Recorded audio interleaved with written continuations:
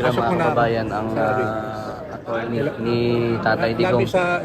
Dumating na rin po at saka kasama niya po si attorney Torion.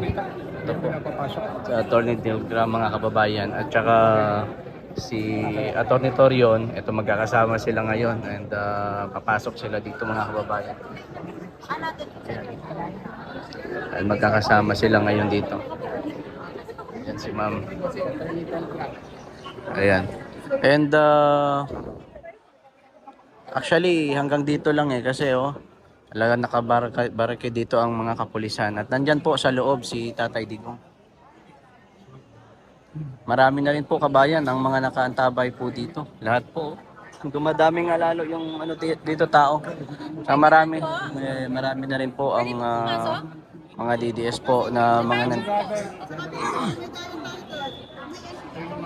Abogado ng Presidente. Ayan kabayan. Medyo naharang dito sila attorney, hindi pa nakaka-move. So ayan, kasama niya rin si attorney Torion and magkakasama sila dito ngayong umaga ho nito mga kababayan. Confirm, nandiyan na po si Tatay Digong. Hindi natin maipakita yung mga nangyayari dun sa loob. Gawa ng hanggang dito lang po tayo mga kababayan. Mga kasamahan po ni Tatay Digong dito na rin. Ayan. Actually, ang dami din ng mga pulis na nakaantabay. Oh. Ayan, so hindi sila makakapasok. Hindi sila makakapasok dito mga kababayan. Lilipat po sila ng location para at least para makadirekta sila doon kay former President Rodrigo Duterte. Ito na yata tingnan natin. Attorney Delga. Ito. Papasukin niyo, Attorney Delbra. Martin Delbra. Attorney ni former President. Attorney Delbra. At saka si Attorney Torion. At tingnan natin mga kababayan kung papapasukin po sila. Yeah. And yun i-confirm ng ating mga kapulisan.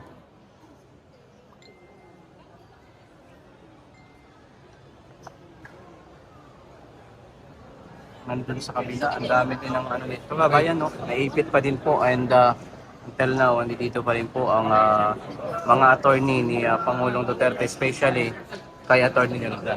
Ayan, nakapasok na po sila. Ayan. Ayan. So, confirm mga kababayan, nakapasok po sila and nandun na sila sa loob and maya-maya lamang ay makakasama na po yun ni former President Rodrigo Duterte mga kababayan. And until now, dumadami po ang ating mga kababayan na mga nandito ngayon, especially yung mga supporters po ni Pangulong Duterte. Nandito na mga kababayan. Lahat po ng inyong makikita dito, halos lahat ito ay mga supporters po ito ni Pangulong Rodrigo Duterte mga kababayan.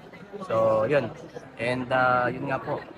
Maya-maya lamang standby kayo kasi para malaman natin ang mga susunod ho mga kababayan na kaganapan dito po sa dito mismo kami sa airport sa NAIA 3 mga kababayan. Terminal 3 mga kababayan. And ang dami pala dito din sa loob ng mga kapulisan natin. Ayan Ay nandiyan nga po sa loob si Pangulong Duterte. Hindi natin sigurado kung ano yung mga yan, dami dito. Hindi natin sigurado mga kababayan kung ano yung mga susunod ho na mga kaganapan ngayong araw ho na ito. Pero inaasahan po natin na mas lalo hong dadami ang mga mangyayari ngayong araw ho na ito. At inaasahan po natin na mapatiho sa mga susunod ho na araw. Ayan. So darating po dito. Standby natin mga kababayan. Ang dami na dito mga naka-standby Ayan, mga naka-standby na Andyan na sa loob. Ang dami na dito tao mga kababayan Ayan mga media. Sa mga OFW na nanonood especially yung mga nasa Hong Kong, nandyan talaga yung nanonood ngayon. Kasi syempre, nakagaling lamang mo ni Tatay Digong dyan sa Hong Kong. Tapos sa hindi pala inaasahang pagkakataon, pagbalik niya dito sa Pilipinas, ganito na pala ang nakaabang mga kababayan. So, abangan natin ang mga susunod na mga eksena. God will protect APRRD. Maraming salamat po.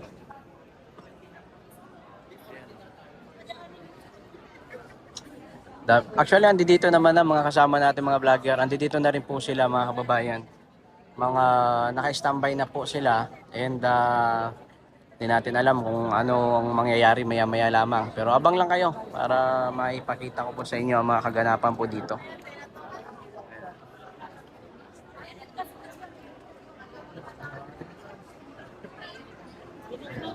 Dito lang tayo mga kababayan.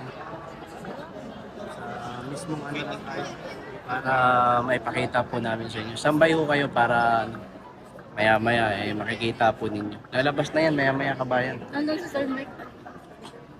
O maya-maya lalabas na po yan sa tatay dito. Ayan.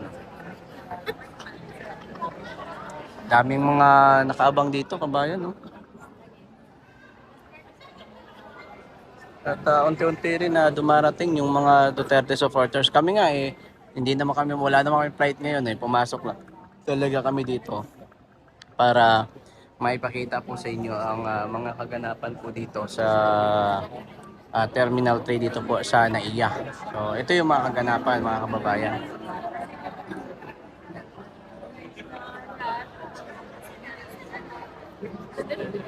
Medyo nalit lang tayo konti pero okay naman dahil ayan. Yan yun. Yan na dadaan mga kababayan. For sure naman ako tayo sa gitna.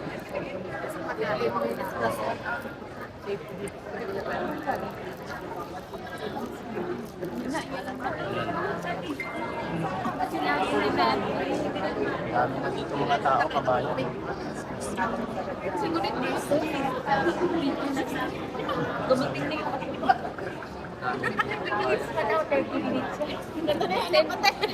na yung Lumalapit na wala dito ang mga tao mga kababayan. 30 minutes pa yung bago mag-check out. Eh kasi mag-check pa rin din pala.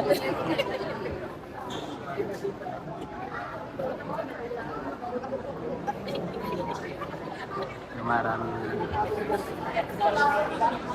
Yung iba kasi Sisigaw na sa dulo. update na pumunta yun yung mga kababayan yung mga oras ng train. Kami nga, nakarating lang dito namin.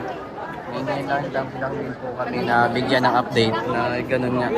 Makan mga malakas ba dyan? Ngayon lang po kabayan kaya sambay mo na yan.